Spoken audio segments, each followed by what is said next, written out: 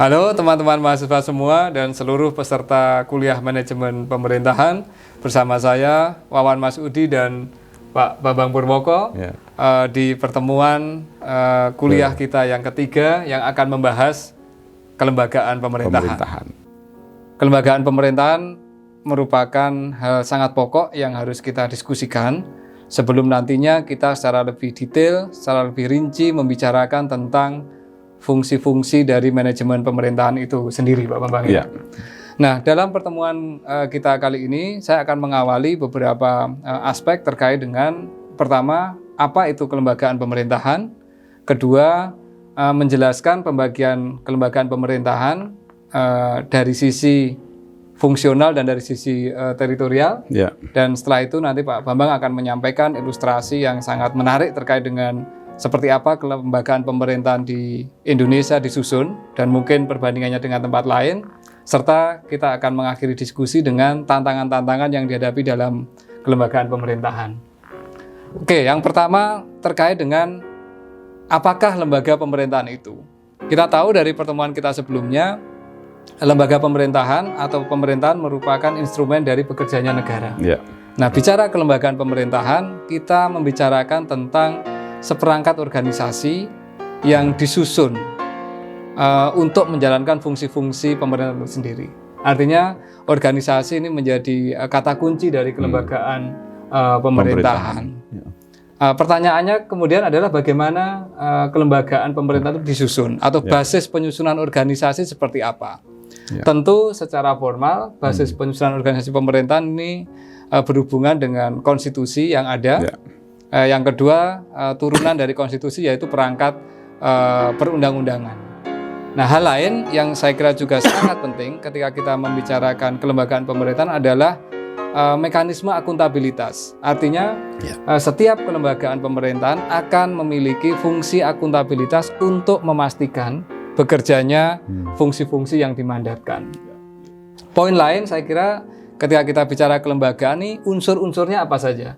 Ada 3 unsur utama ketika kita membicarakan kelembagaan pemerintahan. Yang pertama terkait dengan otoritas, yang kedua terkait dengan kewajiban, dan yang ketiga terkait dengan infrastruktur.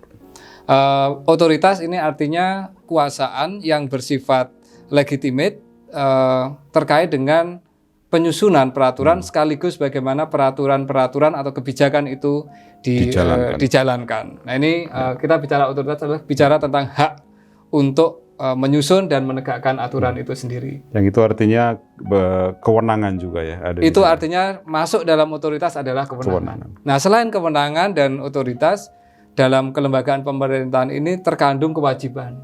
Kewajiban ini terkait dengan tanggung jawab apa yang harus dilakukan oleh lembaga terkait dengan pemenuhan hak-hak kewarganegaraan. Mengapa ini? Karena lembaga pemerintahan dirumuskan untuk memfasilitasi kepentingan-kepentingan warga negara. Biasanya ini terkait dengan 3 aspek, to protect, to provide, dan to invest.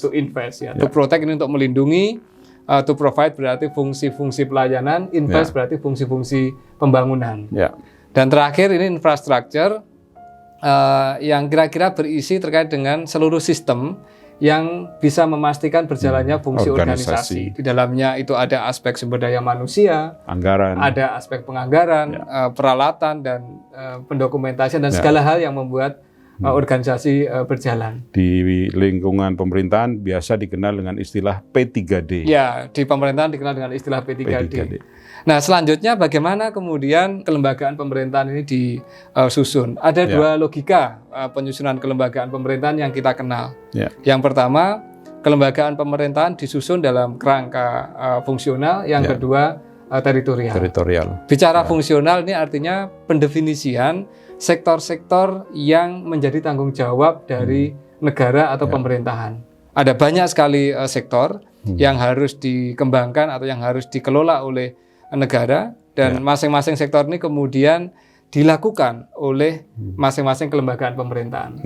Kementerian negara, dinas di kabupaten kota, di provinsi, ini merupakan bentuk pembagian fungsional. Nanti Pak Bambang akan menjelaskan secara lebih rinci terkait dengan yang fungsional ini. Nah, selain fungsi-fungsi yang bersifat umum, biasanya diatur dalam undang-undang. Kalau di level nasional kita ada Undang-Undang Kementerian Negara, Pak Bambang ya. Ini ada juga kelembagaan fungsional yang dirancang sesuai dengan perkembangan masyarakat. Ketika undang-undang disusun belum ada, tetapi dalam perkembangannya ada sesuatu yang harus direspon dan dikelola. Ini misalkan ekonomi kreatif lah. Itu kan dulu kan tidak dipikirkan, tapi sekarang karena ekonomi kreatif ini menjadi kata kunci penting, muncullah kemudian badan yang mengelola ekonomi kreatif. Ya, Bekraf itu. Badan ekonomi kreatif. Maupun kelembagaan-kelembagaan lain yang ini terkait dengan fungsi-fungsi leadership, visi leadership. Nah, ini fungsional intinya adalah penyusunan kelembagaan pemerintahan berdasarkan fungsi. Yang kedua teritorial. Ya, teritorial ini terkait dengan penyusunan kelembagaan pemerintahan sebagai konsekuensi dari pembagian wilayah sebuah negara ke dalam teritorial tertentu. Jadi kita kenal ada pemerintah nasional, pemerintah provinsi, kabupaten dan kota sampai dengan desa. Artinya ini kelembagaan yang disusun sebagai konsekuensi dari pembagian wilayah negara ke dalam level teritorial pemerintahan tertentu. Nah, aspek-aspek inilah yang perlu kita perhatikan. Ini selanjutnya Pak Bambang akan memberikan ilustrasi yang lebih detail. Bagaimana sih kelembagaan pemerintahan disusun, kemudian berdasar fungsinya maupun berdasarkan teritorinya atau teritorial dengan berbagai macam contoh dan ilustrasi yang menarik saya kira. Gitu ya Pak Bambang ya. Ya, baik Mas Wawan, saya lanjutkan ya. Kepada teman-teman mahasiswa dan juga pembelajar manajemen pemerintahan dimanapun berada, tadi sudah disebutkan oleh Mas Wawan lembaga pemerintahan. Nah, tapi lebih dari itu pemerintah itu siapa? Nah, dalam studi-studi pemerintahan di Departemen Politik dan Pemerintahan Visipol UGM ya, sejak dulu kita mencoba mendefinisikan pemerintahan dari dua aspek ya, yaitu dalam arti sempit dan dalam arti luas ya. Kalau pemerintahan dalam arti sempit kita pahami sebagai cabang-cabang kekuasaan eksekutif, legislatif, dan yudikatif. Yang itu sudah kita singgung sepintas di kuliah sebelumnya. Tapi dalam arti luas ya, pemerintah itu bisa berarti individu-individu yang melakukan law creating ya, dan law applying, yang mempunyai jabatan dalam pemerintahan, yaitu individu-individu yang membuat kebijakan ya, di pemerintahan. Itu dalam arti luas. Yang kedua, pemerintah dalam arti luas juga berarti badan atau organisasi yang menjalankan fungsi dari law creating and law applying itu sendiri. Yang ketiga adalah lembaga-lembaga berdasarkan Undang-Undang Dasar 1945 di Indonesia. Yang tadi sudah disebutkan ya, kelembagaan pemerintahan, nanti kita lihat dari sisi fungsinya maupun dari sisi teritori. Lembaga-lembaga berdasarkan UUD 45 sangat banyak, tapi diantaranya misalnya MPR, DPR, MA, MK, BPK, Presiden sebagai lembaga. Jika demikian maka ya, jangan-jangan ya, Bapak Ibu sekalian yang sekarang menjabat ya, sebagai camat ya, bisa juga disebut sebagai pemerintah. Karena camat juga melakukan kebijakan. Bupati tentu saja, gubernur tentu saja, atau juga bisa jadi kepala dinas. Ya. Jangan-jangan bapak kalian, para mahasiswa itu atau orang tua kalian itu sebagai pejabat itu bisa disebut juga sebagai pemerintah, yaitu individu yang melakukan fungsi pengambilan kebijakan. Sebelum masuk lagi ke pembagian kelembagaan dari sisi fungsi maupun teritori, saya ingin sekali lagi mengulangi menjelaskan tentang urgensi. Ya. Mengapa harus ada pemerintah? Mengulang apa yang sudah sampaikan sebelumnya, tapi sekaligus penegasan, pemerintah hadir ya, atau ada untuk melakukan fungsi pengaturan, pelayanan, pemberdayaan. Ya. Mengapa pemerintah harus menyediakan KTP, ya, kartu tanda penduduk misalnya? Itu bagian dari regulation atau services pelayanan. Mengapa pemerintah harus mengatur tentang syarat pendirian bangunan dengan adanya IMB? Ya, IMB itu pelayanan atau pengaturan dan seterusnya. Nanti kita di kuliah berikutnya ketika masuk aspek teknis manajemen pemerintahan. Nah, fungsi yang kedua itu melindungi dan mensejahterakan masyarakat secara demokratis. Tadi sudah disinggung tentang aspek akuntabilitas misalnya. Ya, itu bagian dari fungsi melindungi dan mensejahterakan masyarakat itu secara demokratis harus bisa dipertanggungjawabkan. Fungsi yang berikutnya melakukan demokratisasi dan pendidikan politik, termasuk misalnya bagaimana sih masyarakat bisa paham mengapa harus ada pilkada. Ya, atau mengapa pilkada harus dilaksanakan walaupun ada pandemi. Ya, ini kan konteksnya mengapa presiden tetap pokoknya pilkada tidak bisa ditunda, tidak perlu menunggu pandemi selesai gitu kan. Berarti kegiatan lain sebenarnya tidak perlu menunggu pandemi selesai, misalnya seperti itu. Dan yang berikutnya, urgensi kehadiran atau keberadaan pemerintah sebenarnya adalah untuk meningkatkan partisipasi masyarakat. Karena tidak mungkin semuanya bisa dilakukan sendiri oleh pemerintah, maka harus ada partisipasi dari masyarakat. Dari sisi fungsinya, kelembagaan pemerintah dibagi ya berdasarkan fungsi-fungsi yang kita kenal misalnya itu sektoral ya. Ada fungsi yang harus dijalankan oleh pemerintah yaitu jenis-jenis pelayanan wajib dasar. Ya, itu salah satunya. Kemudian jenis pelayanan pilihan. Nah, pelayanan wajib dasar itu apa dan siapa yang harus melaksanakan? Misalnya, ya, keberadaan pemerintah wajib untuk menyediakan infrastruktur. Ya, itu dari sisi fungsi. Ya, mengapa? Karena infrastruktur adalah jenis pelayanan wajib dasar yang harus dilakukan. Karena itu ada kelembagaan yang mengurusi infrastruktur. Misalnya PUPR, ada perhubungan, itu infrastruktur. Di dalam buku disebutkan kewajiban pemerintah adalah menyediakan jenis-jenis pelayanan yang tidak bisa dilakukan oleh pihak lain.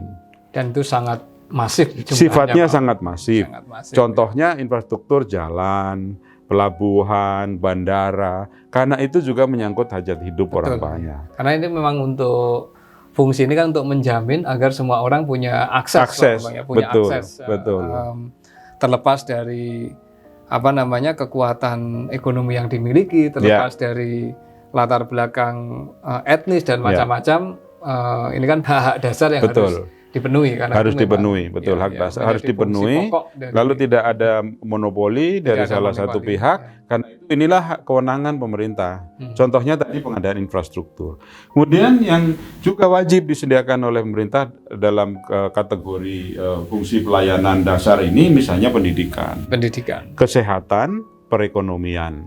Itulah yang minimal harus ada fungsi-fungsi itu. Kalau yang lain, ya. Ada yang wajib, ada yang pilihan, tapi wajibnya bukan wajib dasar, ya. Nah, khusus tentang pemerintahan daerah nanti mengacu ke Undang-Undang 23 2014, ada detailnya di sana. Itu yang pembagian berdasarkan fungsi ya. Iya, fungsi sekaligus nanti teritorial. Nah, ketika kita masuk ke sekaligus yang teritorial. Nah, ini kita lihat juga mengapa ada pemerintahan di tingkat pusat, kemudian di provinsi, kemudian di wilayah kabupaten kota. Itu kondisi yang sekarang. Dulu bahkan ada antara provinsi dan kabupaten, ada wilayah koordinasi yang meliputi beberapa kabupaten. Ya, ada Karsidenan dulu. Sekarang menjadi badan koordinasi tapi tidak efektif berfungsi. Nah, dulu juga dalam pemerintahan lama, misalnya di era Orde Baru masih berlaku, antara kabupaten dengan kecamatan ada kawedanan. Sebenarnya itu semua adalah fungsi-fungsi teritori. Dalam pembagian teritori ini sekaligus kita juga bagi pelaksanaan fungsi juga, yaitu pembagian teritori berdasarkan pelaksanaan fungsi desentralisasi, dan pembagian teritori berdasarkan fungsi dekonsentrasi, gitu kan. Nah, yang desentralisasi kita lihat, ya misalnya dari atas itu ada presiden beserta para menteri, lalu ke bawah itu ada gubernur. Gubernur itu menjalankan 2 tugas sekaligus, yaitu sebagai kepala daerah yang dipilih langsung oleh masyarakat dan juga sebagai wakil pemerintah pusat di daerah. Nah, jadi gubernur melakukan fungsi-fungsi wakil pemerintah pusat maupun kepala daerah. Lalu ke bawah ada bupati, wali kota yang sepenuhnya adalah kepala daerah otonom. Karena itu dalam undang-undang pemerintahan daerah, otonomi di Indonesia itu diletakkan sebenarnya di level kabupaten kota. Di dalam undang-undang sebelumnya disebutkan titik berat otonomi ada di kabupaten kota. Kalau sekarang real otonomi ada di kabupaten kota. Sedikit ya, silakan. Pak. Ya, besar kecilnya otoritas dalam pembagian fungsional yang ada di teritori atau di daerah ini sebenarnya sangat tergantung pada desain pembagian kewenangan pusat dan daerah. Betul. Dalam sistem misalnya negara federal, wilayah-wilayah di bawah pemerintah pusat ini memiliki kewenangan yang jauh lebih besar. Ya, betul. Sehingga fungsi-fungsi yang berada di teritorial negara bagian dalam konteks ini itu akan memiliki kewenangan yang juga sangat besar. Dan cenderung otonom. Nah, untuk kita ini sangat ditentukan pergeserannya oleh seberapa besar otonomi yang dimiliki oleh daerah tadi.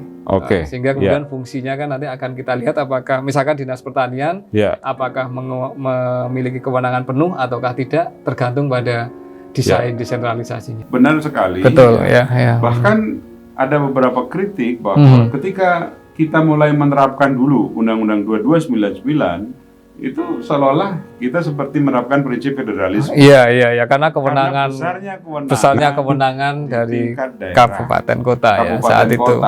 Yang kemudian muncul kritik yaitu adanya raja-raja kecil di daerah. Kan otonomi berdasarkan Undang-Undang 2299 itu memang sangat kuat di daerah. Nah, yang akhirnya memang direvisi dengan Undang-Undang 32 2004. Lalu sekarang Undang-Undang 23 2014 yang sebagian menganggapnya ini juga resentralisasi. Artinya pasca pelaksanaan otonomi pada tahun berdasar Undang-Undang Nomor 22/99 ini juga sudah terjadi beberapa pergeseran. Betul. Yang sekaligus bisa menunjukkan dinamika dari kewenangan daerah otonom yang sebenarnya memiliki implikasi langsung nantinya terkait dengan bagaimana manajemen pemerintahan itu dirancang dan bekerja kan. Inilah yang sebenarnya nanti saya ingin mengajak para mahasiswa untuk mendiskusikan hal ini. Mendiskusikan seberapa besar kewenangan di tingkat provinsi, seberapa besar kewenangan di tingkat kabupaten kota. Dalam hal ini kewenangan kelembagaan itu. Misalnya salah satu pertanyaan mendasar, ketika otonomi daerah itu ada di kabupaten kota, dan kemudian di kabupaten kota ada dinas-dinas otonom, ada dinas pertanian, ada dinas pertambangan, perhubungan dan lain-lain, pendidikan tentu saja, kesehatan. Lalu bagaimana hubungannya dengan dinas otonom di tingkat provinsi? Yang di tingkat provinsi. Bukankah wilayah otonom di tingkat provinsi sudah habis kewenangannya diambil oleh wilayah kabupaten kota. Ini nanti kita kalau perlu kita hadirkan pejabat tingkat provinsi, tingkat kabupaten untuk berdiskusi. Misalnya di bidang pertanian. Kalau wilayah pertanian itu kewenangannya sudah diurus kabupaten kota, maka Dinas Pertanian ke provinsi itu sebenarnya ngurus apa? Fungsinya apa? Nah ini juga problem penting di manajemen pemerintahan. Meskipun dalam undang-undang ada pendefinisian menyelenggarakan urusan yang bersifat lintas kabupaten. Berarti koordinasi. Tapi wilayah tugasnya habis di kabupaten kota. Kecuali bidang-bidang tertentu atau sektor tertentu, misalnya kehutanan, pertambangan, yang dulu di kabupaten kota ditarik ke provinsi. Pendidikan untuk SMA dan SMK yang dulu menjadi kewenangan kabupaten kota, sekarang menjadi kewenangan provinsi. Memang kita unik di Indonesia, dan inilah tantangan manajemen pemerintahan yang nanti harus kita lihat bersama gitu. Saya kira itu dari sisi penekanan aspek tadi kelembagaan pemerintahan baik dari sisi fungsi maupun teritori, khususnya untuk konteks Indonesia. Nah, monggo Mas Wan yang dilanjutkan yang untuk tantangannya. Tantangan. Iya.